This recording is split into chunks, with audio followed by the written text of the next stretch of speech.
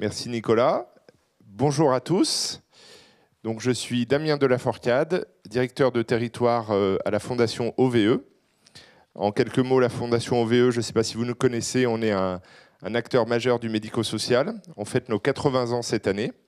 Et depuis 80 ans, la Fondation OVE prend soin des personnes les plus vulnérables. D'abord les orphelins de guerre, et puis depuis de nombreuses années, les personnes en situation de handicap, et plus récemment, des personnes vulnérables de par leur statut de migrants ou de MNA. OVE, en quelques mots, c'est 115 établissements et services en France, sur tout le territoire. Alors, en 2018, on avait répondu à un appel à projet de la métropole de Lyon pour ouvrir un service d'accueil de jour pour MNA, dont la mission était d'accompagner ces jeunes sur les volets administratifs, scolaires ou pré-professionnels et également de la santé. Très vite, les professionnels et nous-mêmes, on a vu germer l'idée d'accompagner les jeunes sur le volet psychologique. Et donc est née l'équipe mobile en santé mentale, une équipe qui est née uniquement grâce au concours de mécènes privés. Pendant 3 ans, cette équipe, jusqu'à aujourd'hui, elle a accompagné des jeunes migrants de la métropole de Lyon, quel que soit leur statut, leur situation, de manière inconditionnelle. Tous les jeunes tous les jeunes accompagnés par l'équipe mobile ont pu bénéficier de cet appui, de ce soutien psychologique. Et après 3 années d'expérimentation, c'est près de 650 jeunes qui ont bénéficié d'au moins un contact avec cette équipe.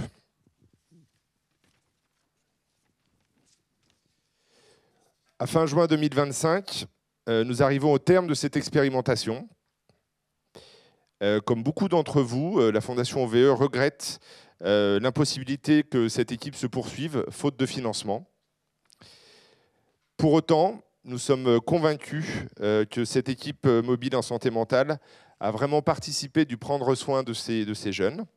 Par son action, elle a favorisé l'hospitalité accordée aux jeunes migrants qu'elle a pu rencontrer tout au long de ces 3 ans. Ce travail en aller vers, il a octroyé à ces jeunes un cadre propice qui leur a permis de se saisir ou non librement d'un soutien, d'un appui psychologique. Les professionnels de l'équipe mobile qui sont présents ont développé pendant ces 3 ans une clinique psychosociale qualitative, unanimement reconnue sur le territoire. Alors ce travail, il n'a de sens et il n'a eu de sens que parce qu'il a été accompagné par notre partenaire, l'Orsper Samdara, qui pendant ces 3 ans a réalisé une étude de recherche pour identifier les impacts de notre action, tant sur les plans thérapeutiques que socio-économiques. Aujourd'hui, à travers cette 2e journée d'études, qui se déploie grâce à la visio sur le plan national, on ambitionne avec vous de réfléchir autour des questions du soin apporté à ces jeunes, à l'hospitalité ou l'inhospitalité qui peut leur être proposée, malheureusement, et qui, cette question d'hospitalité, favorise nécessairement et participe activement à une bonne santé mentale. Donc à travers 3 tables rondes aujourd'hui, nous allons explorer ensemble les paradoxes, la question de l'hospitalité et plus largement le fait de penser le plus qualitativement possible cette hospitalité au service de la santé mentale. Je vous remercie, belle journée à tous. Et je repasse la parole à Nicolas Chambon. Merci Damien. Donc bonjour à toutes et à tous. Ici au Vinatier en présentiel et sur YouTube en direct ou de manière asynchrone pour celles et ceux qui nous verront après. Donc vous avez, pour celles et ceux qui sont en direct, la possibilité d'interagir à travers le chat. Merci à mes collègues de l'Orsper Samdara et à la Fondation OVE pour l'organisation, à l'équipe mobile, j'y reviendrai, et puis à toutes les personnes présentes aujourd'hui qui vont partager leur expérience ou leur analyse. Je tiens aussi à avoir une pensée pour les jeunes concernés dont on va parler aujourd'hui, des personnes avec des visages, des histoires, des rêves et qui traversent aujourd'hui une épreuve d'une certaine violence. Et je pense qu'on aura l'occasion d'en reparler tout au long de la journée. Donc, comme l'a dit Damien, cette journée a aussi une résonance particulière car l'équipe mobile qui a porté une grande part du travail, va s'arrêter dans sa forme actuelle. C'est une décision difficile à entendre dans un moment où la continuité de la présence, de l'écoute et du lien est plus que jamais nécessaire. Cette journée, c'est aussi une manière de faire perdurer ce que l'équipe a incarné dans ses pratiques, dans ses rencontres et dans sa façon de créer du lien, là où il y a beaucoup de manques. Et c'est aussi un espoir que l'équipe actuelle, dans toute sa richesse humaine et professionnelle, puisse continuer à porter cet engagement autrement demain. Donc nous sommes ici pour penser l'hospitalité, non comme une valeur abstraite, mais comme un acte concret, un geste quotidien, un engagement professionnel et politique. Aujourd'hui, à Lyon, par exemple, 250 jeunes en recours dorment dans des tentes. Voilà.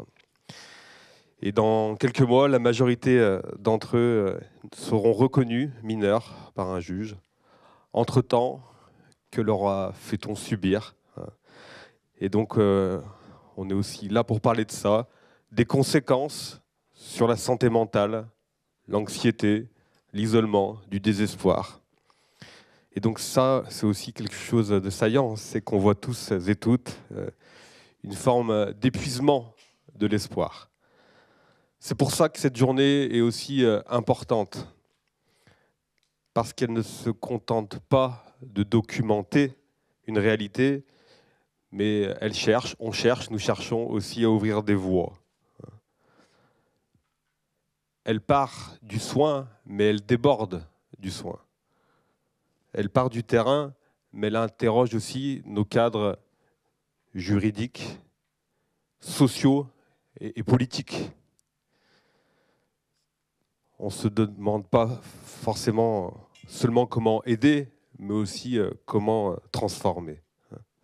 Soigner l'hospitalité, c'est aussi soigner nos institutions, nos pratiques professionnelles et peut-être aussi notre rapport au monde.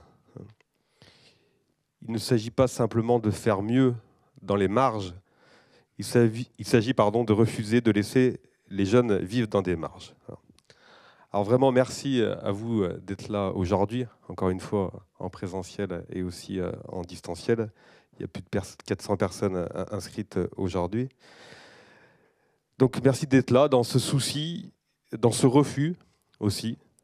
J'espère qu'aujourd'hui, on va pouvoir croiser nos regards, épaissir nos analyses et surtout imaginer d'autres manières d'habiter notre responsabilité collective. Merci.